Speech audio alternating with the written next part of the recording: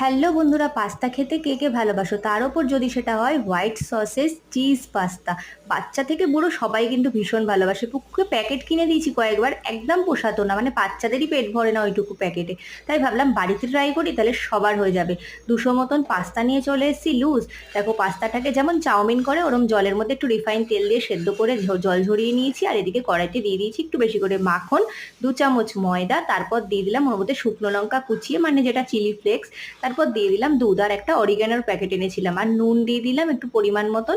আর অরিগ্যানোটা 10 টাকার প্যাকেট একটা, জাস্ট দেখো এইটুকুর মধ্যেই কত দামি জিনিস, কত প্লেট হয়ে যাবে।